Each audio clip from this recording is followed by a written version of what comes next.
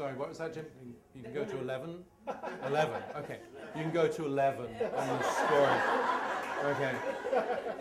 You know, Jim, I'll give you a cutting point, okay? But there's only one thing more nerve-wracking than telling a story here, and that's seeing your son tell a story here. And that was rough. I'm not sure I'm ready for this.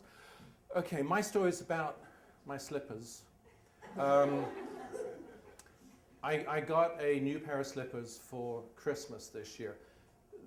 The only other pair of slippers I remember, I was 7 years old, and they were grey, ankle-length slippers with little rabbit ears and blue eyes and a little pink nose and whiskers.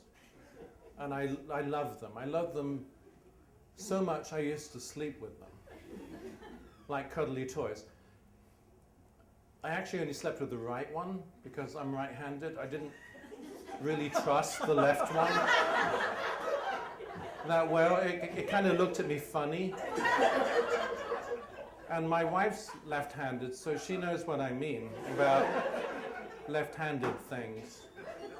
But we moved to an old house in summer last year. It's a 19th century farmhouse.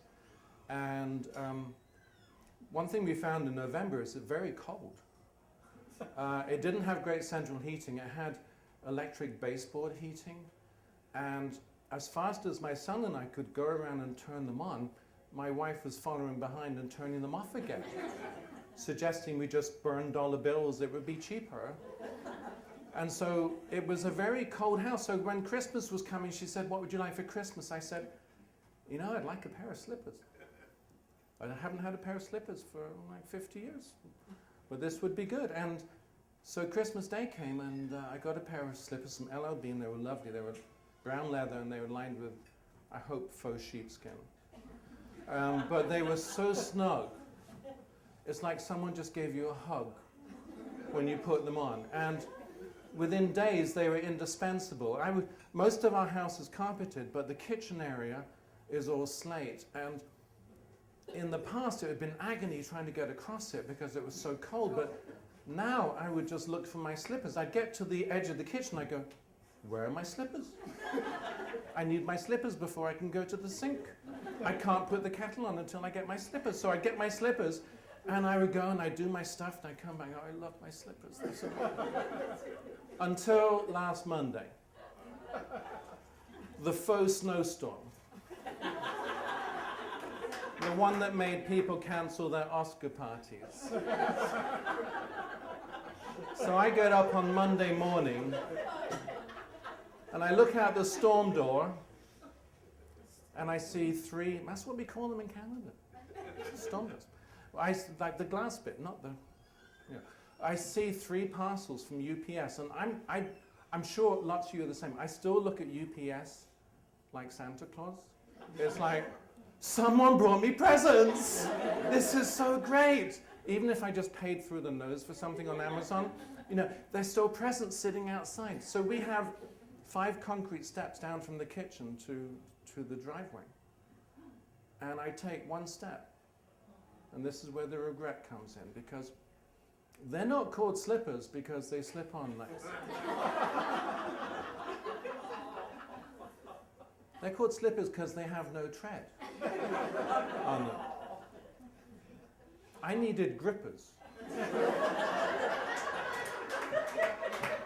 Because my first step onto that top step with the 1 inch of snow, suddenly I started careering down these 5 concrete steps like one of those new Winter Olympic sports they've just invented.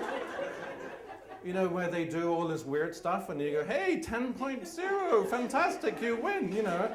What were they doing? And suddenly I'm crashing through the door, down the steps.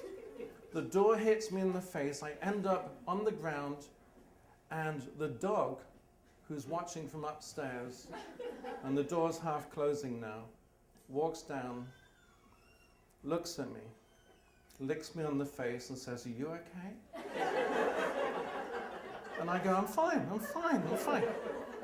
Then I notice all this blood in the snow. And my nose is bleeding, my ankle's bleeding. My right ankle, which I broke twice last year, is fine, which is fantastic. Both my knees are sore, and my back is killing me. So I try to get up, and I fall over again because I'm wearing the slippers and not the grippers.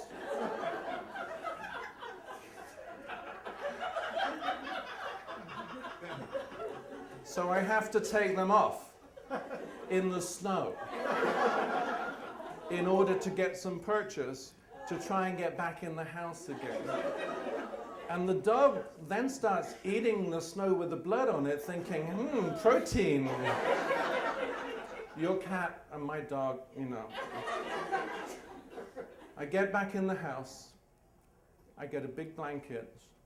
I wrap myself in the blanket, lie down on the couch, and I metaphorically and probably literally have a little cry because I am in so much pain. And so that is the end of my relationship with slippers for the rest of my life. The slippers are now on their way back to LL Bean, which, thanks to their great returns policy, will give me a full refund. Thank you.